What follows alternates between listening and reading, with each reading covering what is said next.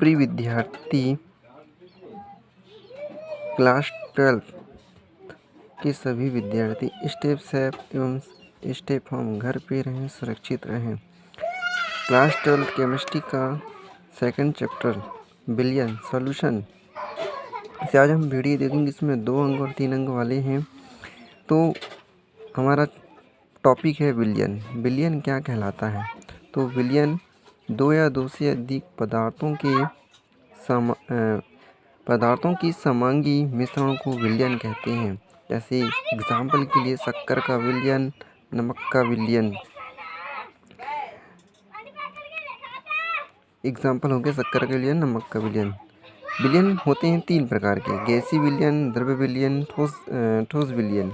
तो गैसीय विलयन कहलाता है जब किसी विलयन को गैसीय अवस्था में प्राप्त किया जाता है तो वह गैसीय विलयन कहलाता है। जैसे एग्जाम्पल के लिए ऑक्सीजन नाइट्रोजन का मिश्रण गैसीय विलयन कहलाएगा। द्रव्य विलयन जब किसी विलयन को द्रव अवस्था में प्राप्त किया जाता है द्रव्य विलयन कहलाता है। जैसे एग्जाम्पल की द्रव्य हो गया हमारा जल में घुली हुई ऑक्सीजन। ऑक्सीजन जल में घुलती है तो जल में घुली हुई ऑक्सीजन हमारा द्रव्य विलयन कहलाएगा। जल में घुला हुआ ग्लूकोज, जल में ग्लूकोज घुल जाता है उसमें भी हमारा क्या कहलाएगा? द्रव्य विलयन। ठोस विलयन जब किसी विलयन को ठोस में प्राप्त किया जाता है तो वह ठोस विलयन कहलाता है। एग्जाम्पल के लिए पारे और सोडियम का अमलगम बनता है। पारे और सोडियम का भी अमलगम रहता है और पारे और पोटेशियम के का भी अमलगम बनता है। तांबे और सोने का विलयन ठोस विलयन कहलाता है। ठोस विलयन कहलाता है। अब आगे नेक्स्ट देखेंगे सांद्रता के आधार पर विलयन के प्रकार। तनु विलयन कहलाता है कि जिन विलयन में विलय की मात्रा विलायक की अपेक्षा कम होती है। मतलब विलय की जो मात्रा है विलायक की तुलना में कैसे होनी चाहिए? विलायक मतलब जल और विलय मतलब कोई भी पदार्थ हो सकता है। तो विलय की मात्रा विलायक की तुलना में कम होना चाहिए। आगे देखेंगे सांद्र विलयन। वे विलयन जिनमें विलय की मात्रा अपेक्षाकृत अधिक होती है सांद्र विलयन कहलाते हैं, जिसमें विलय की मात्रा ज़्यादा होना चाहिए। नेक्स्ट है संतृप्त विलयन। वह संतृप्त विलयन जिसमें निश्चित ताप पर विलय को और अधिक मात्रा में घोली नहीं जा सकती संतृप्त विलयन कहलाती है। जैसे एग्जाम्पल के लिए कि 10 ग्राम NaCl को 50 ml में ही घोलेंगे। 10 ग्राम NaCl को 50 ml में ही घोलेंगे।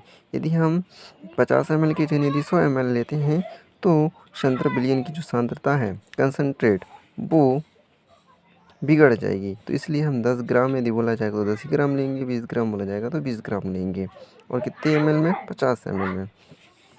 अब आगे देखेंगे असंतृप्त विलयन। वह विलयन जिसमें विलय की और अधिक मात्रा घोली जा सकती है, मतलब संतृप्त विलयन से भी ज़्यादा घोली जा सकती है, असंतृप्त विलयन कहलाया जाएगा। अतिसंतृप्त में वह विलयन जिसमें विलय पदार्थ की मात्रा संतृप्त विलयन की अपेक्षा अधिक होती है, अतिसंतृप्त विलयन कहलाता है। मतलब संतृप्त विलयन से ज़्यादा होगी अतिसंतृप्त विलयन में। विलयता क्या होती है? किसी पदार्थ की अधिकतम मात्रा की निश्चित ताप पर विलायक की एक निश्चित मात्रा में घोली जाती है पदार्थ की विलयता कहलाती है। जैसे मान लो एग्जाम्पल के लिए हमारा टेम्परेचर यदि 10 डिग्री सेल्सियस है, 10 डिग्री सेल्सियस में 10 ग्राम NaCl को 100 ml जल में घोलते हैं तो हमारा टेम्परेचर जो होना चाहिए वो फिक्स होना चाहिए 10 डिग्री सेल्सियस, और 10 ग्राम को हम 100 ml में मिलाएंगे तो एक हमारी मात्रा क्या हो जाएगी? निश्चित फिक्स मात्रा हो जाएगी। तो विलयता हमेशा देखेंगे किसी पदार्थ की वह अधिकतम मात्रा जो ताप पर विलायक को एक निश्चित मात्रा में, तो मात्रा हमारी 10 ग्राम तो 10 ही ग्राम होगी, एक निश्चित मात्रा में घोली जाती है पदार्थ की विलयता कहलाती है। तो निश्चित मात्रा 10 ग्राम होगी तो 10 ग्राम, 20 ग्राम तो 20 ग्राम। अब नेक्स्ट क्वेश्चन है गैसों की द्रव्य में विलयता के प्रकार। को प्रभावित करने वाले कारक। पहले आ जाएगा आपका गैस तथा द्रव्य की प्रकृति। पहला है गैस तथा द्रव्य की प्रकृति। शीघ्र द्रवित होने वाली या विलायक के साथ क्रिया करने वाली गैस अत्यधिक घुलनशील होती है।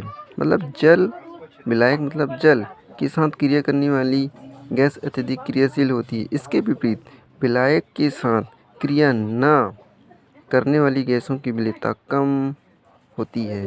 तो स्वाभाविक बात है कि जो गैस जल के साथ क्रिया नहीं करेगी उसकी विलेयता कम हो जाएगी। ताप पर प्रभाव। गैसों की द्रव्य विलेयता ताप की वृद्धि पर कम हो जाती है और अशुद्धि के कारण गैस की विलेयता कम हो जाती है। यदि मान लो इम्प्योरिटी हो जाए, जैसे गैस में यदि द्रव्य इम्प्योरिटी है तो घुलित गैस जो होगी वो कम हो जाएगी। मतलब किस पर? ताप पर। टेम्परेचर यदि ज़्यादा होगा तो जो गैस द्रव्य में घुलती है वो उनकी घुलित की मात्रा कम हो जाएगी। मतलब जो हमारी एंथैल्पी जो H है वो माइनस में हो जाएगी, क्योंकि घुलेगी तो प्लस पॉजिटिव होगी, नहीं घुलेगी तो माइनस होगी। आगे है दाब पर प्रभाव। दाब बढ़ाने पर गैसों की विलेयता बढ़ती। स्वाभाविक बात, जैसे एग्जाम्पल के लिए कि H2 एवं He को घोलने पर ऊष्मा का अवशोषण होता है तथा ताप वृद्धि के साथ इन गैसों की विलेयता भी बढ़ जाएगी। यदि हम हाइड्रोजन को और हीलियम को घोलने पर ऊष्मा का अवशोषण होता है, इसलिए दाब प्रभाव में गैस की विलेयता बढ़ती है। आगे नेक्स्ट क्वेश्चन है हमारा हेनरी का नियम। हेनरी का नियम क्या कहलाता है? हेनरी का नियम तो इस नियम के अनुसार स्थिर ताप पर किसी गैस की द्रव्य में विलेयता गैस के दाब के समानुपाती होती है। तो हेनरी के नियम का अनुप्रयोग कहाँ कहाँ पर फॉलो करता है? सोडा वाटर की बोतलों में। जब सोडा वाटर की बोतल को खोलते हैं तब उसमें यानी कि CO2 गैस निकलती है, तो ऐसे हेनरी का नियम वहाँ पर फॉलो करता है। फिर से देखेंगे हेनरी का नियम। इस नियम के अनुसार स्थिर ताप पर किसी गैसों की द्रव्य में विलेयता गैस की द्रव्य में विलेयता m उसके दाब के समानुपाती होती है। इसका गणितीय रूप है कि m समानुपाती p समानुपाती का चिन्ह हटाएंगे तो इसका KH लगेगा, जहाँ KH हेनरी स्थिरांक है तो m = KH × P, तो KH बराबर हो जाएगा m/P। यही हेनरी का गणितीय नियम है। अब हेनरी के नियम की सीमाएं, क्या क्या सीमाएं हैं देखेंगे। यह नियम तनु विलयनों के लिए लागू होता है।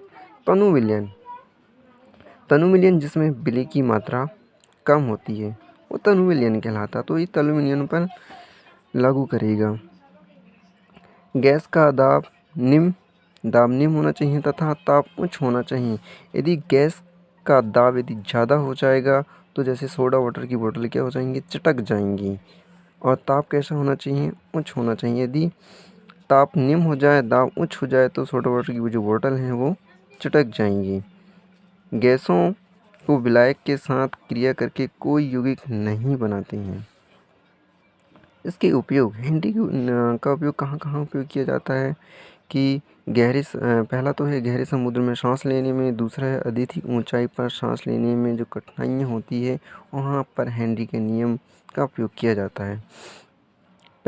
फर्स्ट उपयोग है शीतल प्रयोग के उत्पादन में सोडा जल तथा शीतल जल के विलेय को बढ़ाने के लिए बोतल को अधिक दाब पर बंद किया जाता है, क्योंकि बोतल का जो दाब है अधिक दाब पर बंद किया जाता है। गहरे समुद्र में सांस लेने में तो गहरे समुद्र में सांस लेने के लिए गोताखोर O2 प्राप्त करने के लिए संपीड़ित वायु पर निर्भर करते हैं। मतलब ऑक्सीजन और हीलियम गैस ले जाते हैं गहराई में सांस लेने के लिए गोताखोर। अधिक ऊंचाई पर सांस लेने में कठिनाई होती है कि अधिक ऊंचाई वाले स्थानों पर ऑक्सीजन का आंशिक दाब सतहों और स्थानों से कम हो जाता है, क्योंकि ऑक्सीजन का जो दाब है वहाँ पर लेवल कम हो जाता है। अतः इन स्थानों पर व्यक्ति की रक्त एवं ऊतक मतलब टिश्यू में ऑक्सीजन की सांद्रता कम हो जाती है, इसलिए अधिक ऊंचाई पर सांस लेने में कठिनाइयाँ होती है और गहरे समुद्र में सांस लेने के लिए O2 और हीलियम गैस का प्रयोग किया जाता है।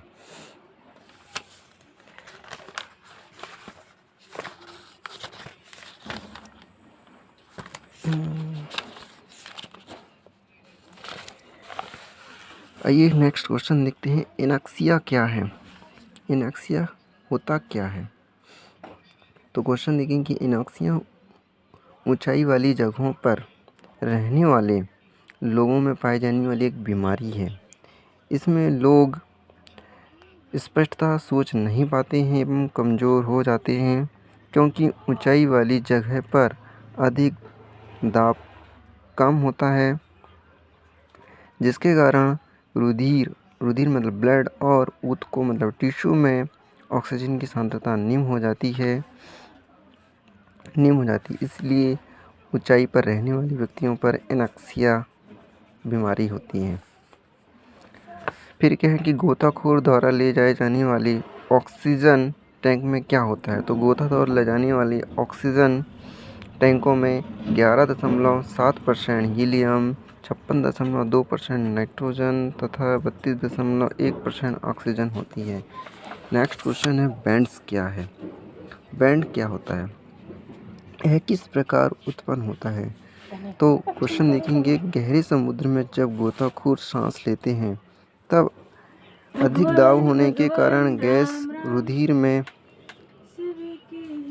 मतलब ब्लड में, तो गैस रुधिर में अधिक मात्रा में विलय हो जाती है। जब गोताखोर सतह पर बाहर आते हैं तो बाहरी दाब धीरे धीरे कम होने लगता है, जिसके कारण घुली हुई गैस बाहर निकल आती है एवं रुधिर में नाइट्रोजन के बुलबुले बन जाते हैं।